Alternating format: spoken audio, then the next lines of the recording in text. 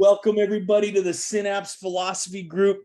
We're jamming. We're on page 223 of D.D. Palmer's 1910 book, The Chiropractor's Adjuster.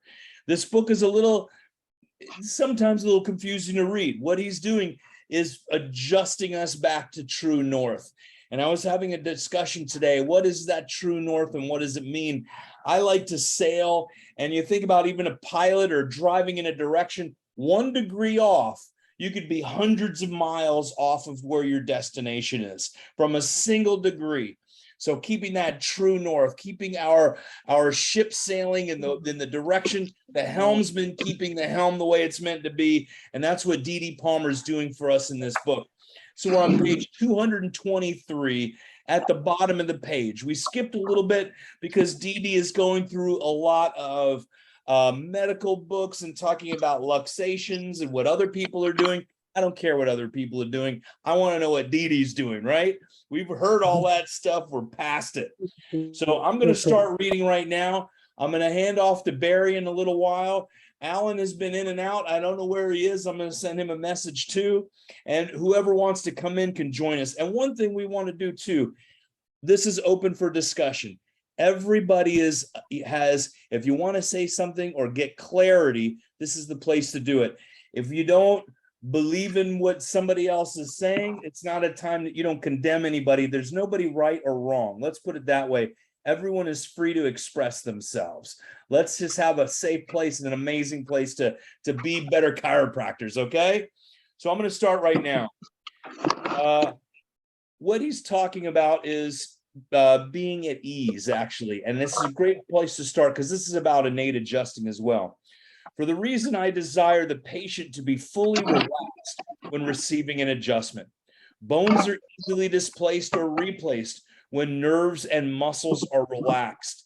And I like to say at ease instead of relaxed, really, when the body is at ease. It has been one of the rules of my life what is worth doing at all is worth doing well. Wisdom from D.D. right there. In chiropractic, this is especially so, particularly when laying the foundation for a coming science that is destined to be the grand set and greatest of this or any age. Whoa. D.D. just gave us, Alan just sent a message. He's having some computer issues, but he knows what he has. He knows what's going on. He is setting us up for the amazing future of chiropractic. Anything worth doing is worth doing well. I mean, how many times have we heard that? I don't know if D.D.'s the originator of it. Maybe not, but I'm taking it from D.D. You guys have any input or want any clarity yet? I'll keep going. Barry, go ahead. I think you're on point because look at the fourth word that's going to be said next. Go right ahead. I, as the originator, there it is, the fountainhead, the founder of the science and the art of adjusting vertebral luxations by hand, using the spinous and the transverse processes levers, have the pleasure and satisfaction of turning on the effulgent rays.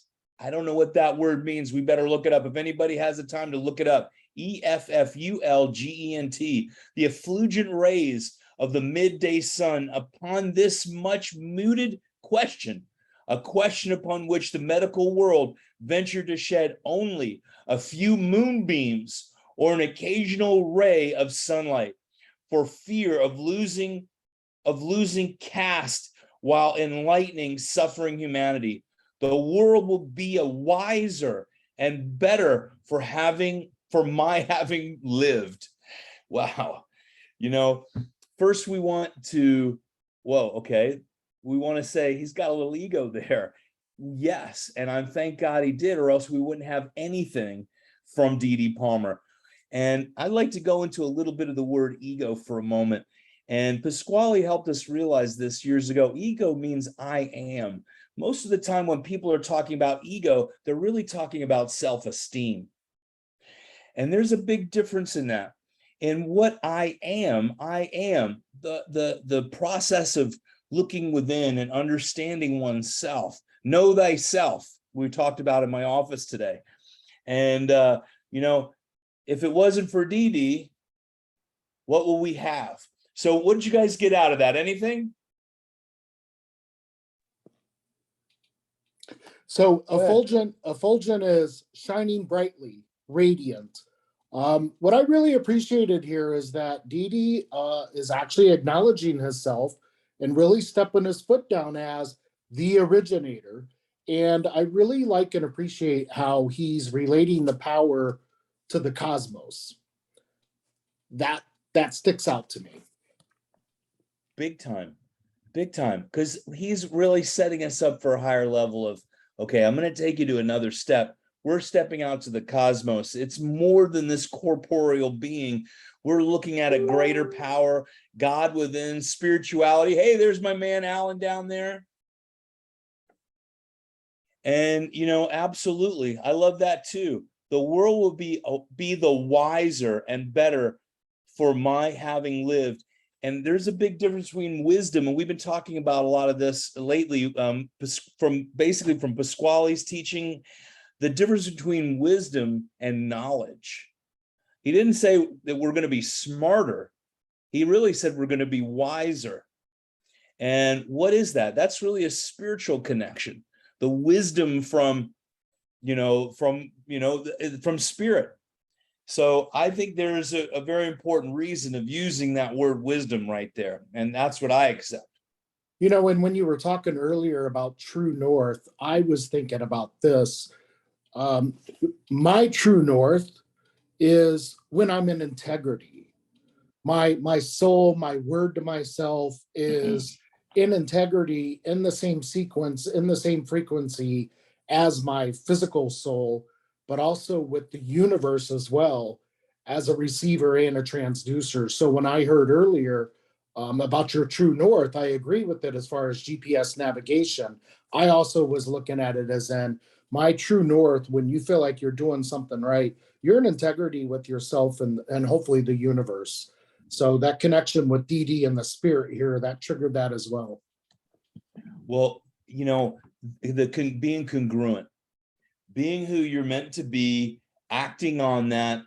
And, just recently, I was just talking to a friend of mine. I've been trying to implement certain things in my office in the past that wasn't me. And, someone else was doing it. I thought, oh, that's a good idea. I'll try that. And you know what? Everything fell apart because it wasn't me and it wasn't congruent. And even just the way we talk about subluxations. And we have to be ourselves. If we're not, we're doing those people a disservice. And in reality, that's what chiropractic innate adjusting is really all about, is really getting to who we are really meant to be and serving from that. Because Marnie, you can't be Haig, you can't be Barry, you can't be Carol, you can't be anybody else. You've got to be ourselves. So finding our true essence, bringing that out and serving from that place, that's what service is. And that's where we see transformation. My man, Kevin, you made it. Nice. All right. There's Luca. I see you. Oh, here's the whole posse. Okay. Palmer, Florida in the house. Man, represent. Hi, pie. Okay. So we have Logan. Emmanuel is from Logan. We've got Palmer, Florida. I love it, you guys. Good.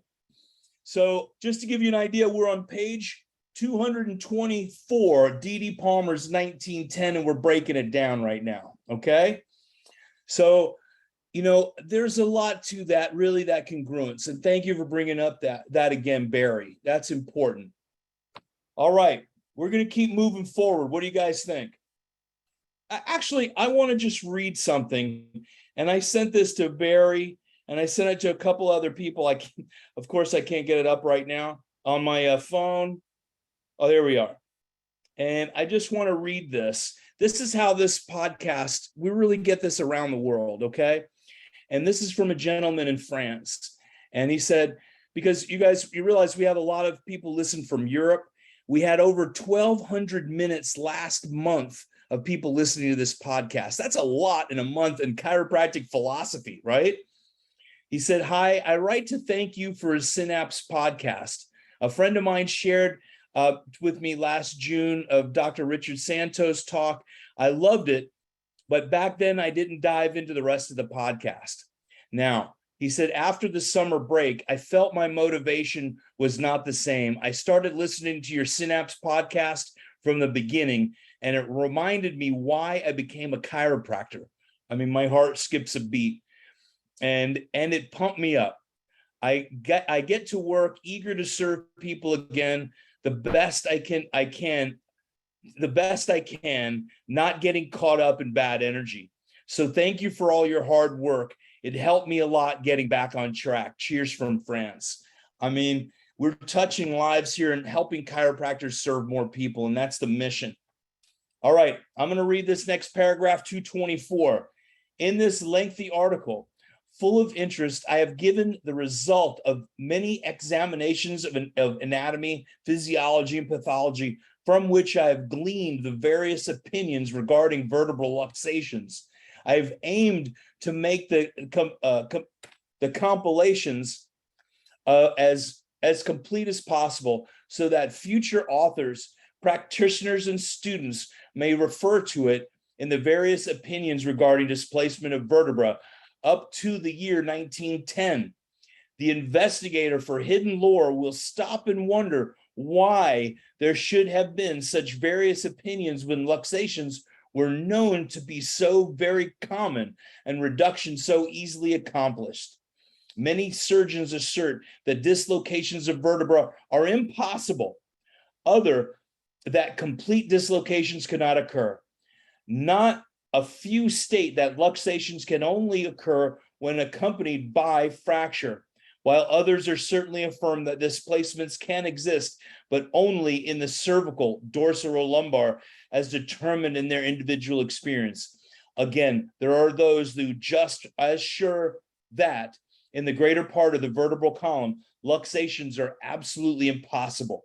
Now I'm going to just skip a little bit and go to the next one. In the regard to a luxation, there is a greater difference of opinion. Many surgeons think it's impossible that the attempt at reduction would cause instant death.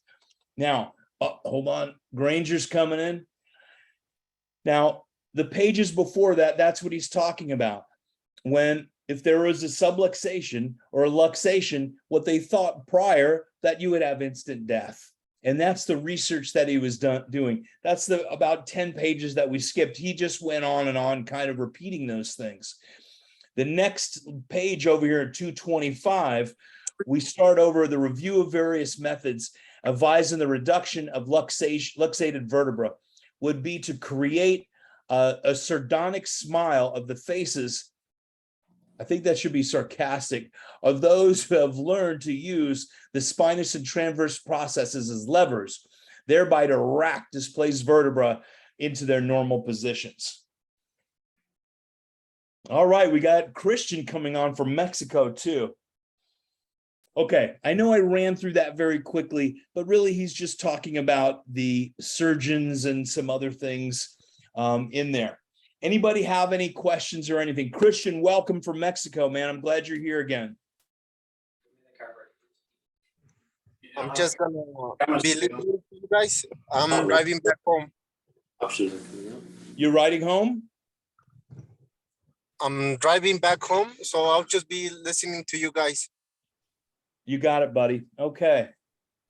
All right. Anybody have any input or want me to pause a minute? Okay. Where I'm going to go, chiropractic is a name given to the study of the etiology of disease and the art of restoring to normal all morbid conditions. Now, that's a quote from someone else, and he's going to rebut that, bringing us back to true north, okay? Chiropractic is a name I originated to designate the science and art of adjusting vertebra. It does not relate to the study of etiology or any branch of medicine, period. Chiropractic includes the science and art of adjusting vertebra, the know-how and the doing. Restoring morbid conditions to normal is the result of the art of adjusting, the study of causation of disease, the sum of knowledge regarding the cause of disease is the science of etiology, not the art. He's basically setting this dude straight, right? And if you guys have ever been on Wikipedia and read chiropractic, it is the most disgusting thing I've ever seen. So I have worn myself out changing it because it's Wikipedia, and it's immediately changed back. So if we go as an army and correct Wikipedia over and over again, one day it might stick. So it's a terrible thing of we're having other people define chiropractic for us. They even give credit to A.T. Still, and it is absolutely has nothing to do with A.T. Stills. And Dee says it over and over again. And as you know, Barry, that we've done the research that it does. He did not get this from A.T. Stills whatsoever. And I think they've done a lot of great research and in chiropractic history on that, and I respect their work greatly. Alan, glad to have you back on, my man. I'm on my phone. My computer isn't playing, so it's it's a little weird. Can you hear me? Man, we can hear you. We got you loud and clear. Excellent. Do you have your book with you? Hey, Barry, would you like to read the next part? What page are we on, please? We're on 225 mid-paragraph. Dang. Chiropractic originated in Davenport, Iowa in the year 1895. You skipped all kinds of stuff. We skipped a lot because he's just going through medical books and quotes and that type of stuff. Hey, you want me to read? Do you mind? Go Absolutely. ahead, please.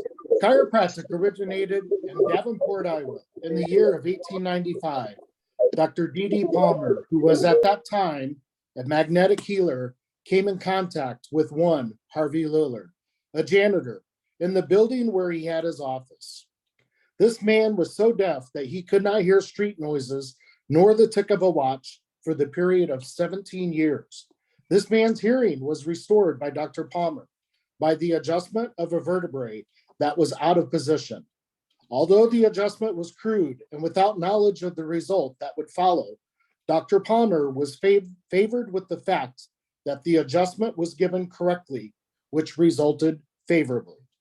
This gave Dr. D.D. Palmer the theory of displaced bones causing diseases by impinging nerves. I got to say, I'm ready for Dee to throw it out right now. Here we go. I came in contact with Harvey Lillard. To come in contact is to touch. We had been in touch for many years. Very many times we had come in contact. A vertebrae which was out of position. To be out of position is to lose one's position, an office or employment. The vertebrae did not lose a position. It was luxated. Although the adjustment was crude and without knowledge of the result that would following, Dr. Palmer was favored with the fact that the adjustment was given correctly, which resulted favorably. This gave Dr. D.D. Palmer the theory of displaced bones causing disease by impinging nerves. An adjustment given correctly was not so very crude. This gave Dr. D.D. Palmer the theory. From the moment that Mr. Harvey gave me the information that 17 years previously, he was in a stooped, cramped position and felt something given his back. And at that time, he became deaf. The principle of adjusting vertebrae for the relief of diseases was a theory. That theory became a demonstrated fact a half hour later. Then it was no longer a theory. Amen. Go ahead. Go ahead. Displacements of the spinal column cause the contraction of muscles, which in turn draw and impinge nerves, creating too much or not enough action, disease. The normal or physiological stimula of a muscle is by way of its nerve, as in voluntary movements. The motor impulse affects the nerve by excitation. Therefore, muscle contraction depends on the stimuli transmitted to it through its nerve. The doctor corrects the above abnormal statement on page 11, where he says, all pathological conditions are due to their interference by impingement on nerves at some point of emergence at or near the spinal foramen. Nerves are the means of communication. Sure, correct you are, not muscles. Physiological. I just want to just say that's under quotes from someone else. Okay. Dee Dee's one that says, sure, correct. You are correct. It's not muscles, it's nerves. So Dee Dee is saying you're saying that right. Okay. So he is correcting him. So a lot of this, you got to realize we're reading quotes from someone else, and then Dee Dee corrects. Okay. Go ahead. Quote, physiological, end quote, is one of the branches of this, quote, college, end quote, claims to teach. Physio relates to the science of physics, that branch of science dealing with the material universe, natural philosophy. Logical is the science or art of reasoning. So this science advertises to teach natural philosophy. Quote, chiropathologically, end quote, is another branch taught by this college. Quote, chiro, end quote, is a nickname for chiropractic. Quote, pathologically, end quote, is an adverb, therefore is not the name of any branch of learning. Pathological is of or pertaining to disease. Literally, he claims to teach chiropractic disease. Okay, let's pause 1 second, okay? So you see how he's correcting, he's getting specifics and helping us with our language. And, where we have to be specific, we have very few words in the lexicon of chiropractic: adjustment, subluxation, luxation.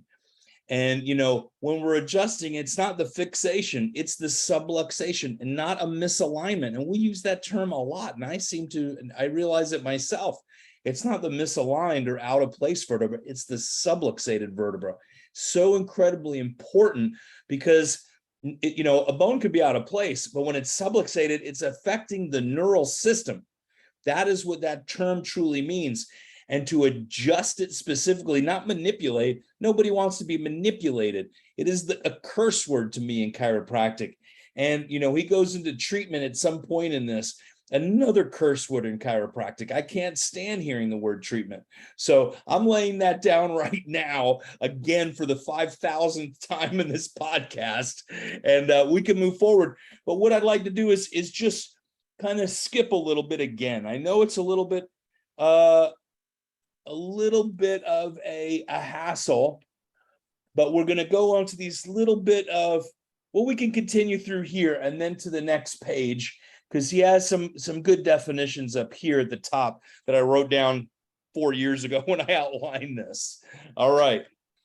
Hagen, that's important that you say this because we've talked about this before in previous episodes where the uniqueness of any organization, group of people uses terminology. The terminology, and when you use that terminology, then you can set up your rules. You could set up all these statements. So then that's unique to your profession. They asked the old rabbis, how have you been on this planet for so many centuries with all these, horrible humanity groups going against you? And they said, we have common language. It's our language that have gotten us through all these times. And this is extremely important for us chiropractors. Sometimes, we may joke, in each other and practice like, oh, that was a manipulation. Oh, no, that was an adjustment. There is a difference. And there's a difference between a luxation and subluxation. And that really defines who we are, especially in the day and age with all these attorneys and legalities and technicalities. We need to be real specific. And it is important, the Haig that you just mentioned. This is Dee Dee laying down our terminology and saying, this is natural philosophy. This is natural laws. This is going with the universe. It's unique to us. That's the most important part too. That is unique to us. We lose our uniqueness when we lose that. And the Romans were so successful in conquering because the first thing they did was change the language. Then you have one generation, they're gone, now we own you. We're moments away from losing chiropractic because they've changed the language on purpose and it's just slipped in because, it doesn't matter. Well, when you become that lackadaisical on something, you're not doing your best. Just like I started this whole thing off, if something's worth doing, it's worth doing it fantastically. It's worth doing our best. And that was from D.D. Palmer, quoted from his book. in 1910. So I'm going to say he was the originator of that quote. I don't know if it is or not, but if it's worth doing, it's worth doing properly. If it's worth talking about chiropractic, it's worth using our proper language, or don't use it at all. And I'm laying that down as fact right now.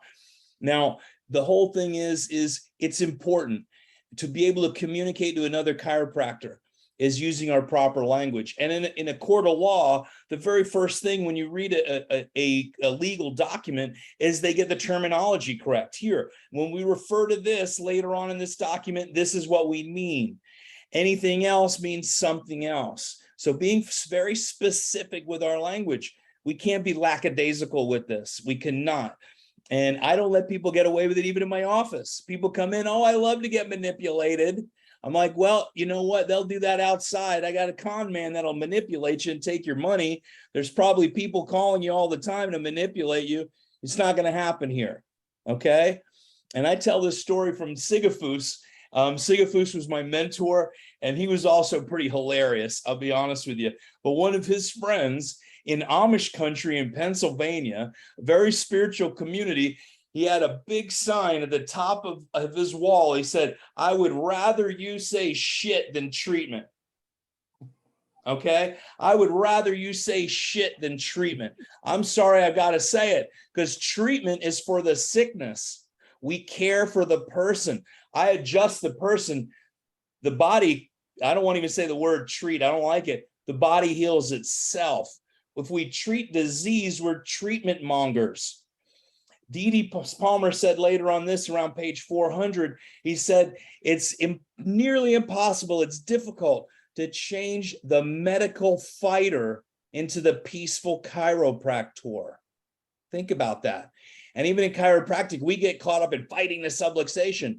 But when we bring that body to peace, when we're in peace, the body's able to heal itself. We're bringing the body to peace. I move the bone, God does the healing. That's just not just a cop-out. That's a fact. That's a chiropractic principle in reality. I move the bone. And in reality, I don't even move the bone. Dee and BJ said that. We allow the influence into the body. The body innate knows what to do with that bone. You're not intelligent enough with our educated intelligence. The body knows how to do that. We step away and allow that magic, be the same thing that created the cosmos, to heal that person in the right way. We have no idea. And one of the things I say in my talks, I don't know if your sciatica is going to go away. It might be the last thing on the list. You might have a leaky gut. Your colon might be bleeding. Your pancreas might be halfway falling apart. Your kidneys might be barely functioning. What do you think your priority of your innate intelligence is? Heal the kidneys, heal the pancreas. I've got to do this first. We'll get to that sciatic pain. You're going to live with pain, but the body has to heal itself, and we have to give it the opportunity to do so. So if I knew what's right for you, I don't, Barry. I don't know what's right for Marnie, but your innate does. Right? Granger, your body knows what to do when it's clear from subluxations, right? Same with you, Luca, and Christian and Carol. You move the bone, the body gets to work. Innate intelligence is on the job, and it doesn't leave us till we're under the soil. That's my 37 cents, and I'm sticking to it. Ooh, love it. Today is it, all right? We just did a lot of work in this just now, okay? We've broken it down. We post this. You guys, some of you are new on here. Some of you have been around a while. We post this on the Synapse Philosophy page. I post this into, it goes to Spotify, Apple Podcasts, everywhere. It's on the YouTube channel. And, you know, this goes around the world. And I just read that from the doc in France. It just warms my heart. I tell you, we're putting this out right now. I've got a team of people. This has cost me tens of thousands of dollars, you realize. A team of people were doing Spanish subtitles, Portuguese subtitles, and now I'm being called to do French subtitles in this, okay? So we're getting it to the world, and we're changing the world for the better, back to what Dee Dee's ideal was, right? We're going to get back to 1914 very soon. And that is my favorite book in chiropractic. we're going to do a little bit more in 1910 in the next couple of weeks. And then we're going to go back and re-dip ourselves in D.D. Palmer's 1914. It is such a powerful book and so important to us.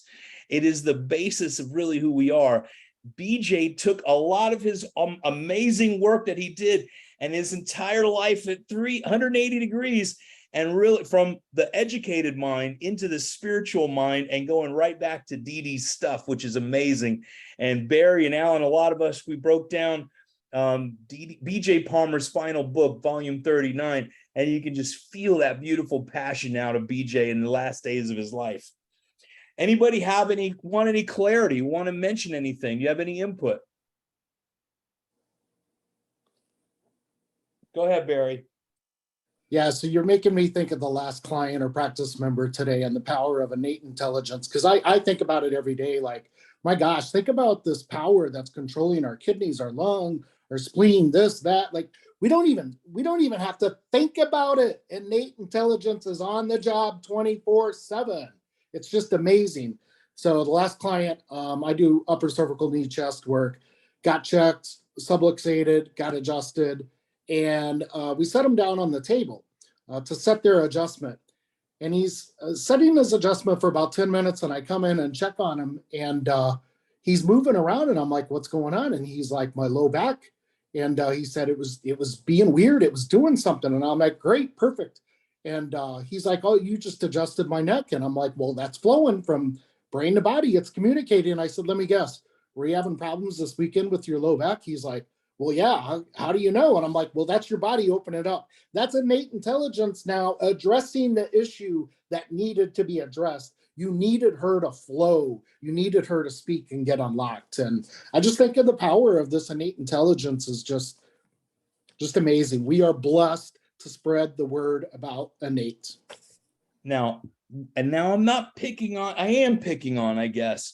What if you whipped out some stainless steel ninja weapons and start rubbing on that dude's back and doing some whatever you call it and stretching him and rubbing those ligaments and saying, let's get rid of this back pain, right? Would you inhibit or enhance? Very likely inhibit, because now the brain has to deal with that irritant where you just released an interference and all that beautiful life was able to go and do what it needed to do. And if you go and put on, all right, well, now let's put you on some ice packs and let's deplete your neurotransmitter with a TENS unit and do all this and then get some billing. We could add some more billing for this. And I'm sorry, I got to pick on it, but ultimately we will be doing that person a disservice. And then think about what disservice we would do for chiropractic itself. You know, somebody's just coming in, I'm letting them in. We're doing a disservice to chiropractic itself. Because what we did was just water down chiropractic to that person. You just released an interference. So that beautiful innate God in that body is able to do what it's meant to do without restriction, right? Yeah. Beautiful. Yeah. So that's what I would love to see the world go to, and the term is straight chiropractic from D.D. Palmer, and BJ use that term, okay? People don't like it right now. I have no idea why, but it's a description from our own green books. And the straighter we are in what we do, the more power we have in what we're doing, because you're more congruent with what we say. You need to be here 3 times a week until you're holding and stabilizing this adjustment. But hold on, you can't do any of that unless you get this kinesio tape. I don't mean to advertise companies. Until you put this on and put these things in your shoes. And why don't you wrap this around your head and do a nasal douche? You know what I mean? Is that any advantage to chiropractic, or are you just talking about sales right now? You think people will come, you'll get more referrals from someone like, wow, that was just an amazing adjustment and you got to go. I don't know what he did. Just go and do it. How many, you get referrals like that all the time. I really have no idea what you just did, but I'm telling everybody about it. Right. Yep. So, you know, I'm passionate about this, you can tell, but we need more of this passion in this profession, because we've seen lives change. We've seen it. It's not, you don't need to give me evidence, because I see the evidence every single adjustment, and even within myself. So thank you for that, Barry. Anybody else want any input? You want to, Luca's coming in, hold on. And, anybody want to gain any clarity, anything else? Luca, I see you in the picture here and you're logging on with your phone. We're probably going to have some echo. If we mute one. All right. But we basically have come to the end right now. Okay. Unless anybody has any other input. All right. You know what? I just want to add this one little thing because I had one of our morning meditation about this, about input instead of advice. Most people are looking for you to add to their vices. I don't add to vices. I'll offer input, but the vice, oh, I'm so sad. Well, here's your antidepressant. Oh, my neck hurts. Oh, well, yeah, let me accommodate you and adjust because of your neck pain. That's adding devices. So in offering an input and input verbally, we're not coddling people in their vices. What we really want to help them do is transform, right? And say, okay, I understand where you are, but let's look at this in a different way. And let's look at this in a new way. So I would much rather, I don't like to add to vices. So that's why I use that word input. And I think it's a powerful one at times too, because a lot of people are looking for, oh, poor baby. Okay, let me just satisfy you in this moment.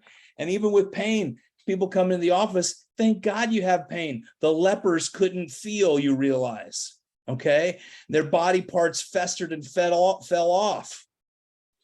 Pain is a gift. Thank the Lord. I have the gift of being able to feel. And I'd say this, make it a little joke. I've had better gifts before because pain stinks. But if the opposite of that, you wish you were able to feel, I guarantee it. Anyway, that is Synapse tonight. December 1st, we're going to be in Kansas City with the Nate Adjusting workshops. January 10th, forgive me, I might have the date mixed up. We're going to be in Spartanburg with the Nate Adjusting as well. So the dates are coming through next year and we're starting to book some more dates. So, I'll keep everybody in tune about that. All right. Anything else? God bless you. Thank you very much. I'm glad you all could come by. Hi, Pi. Hi, Pi. All right, we got to be ambidextrous in chiropractic, right? I love you guys. Good night.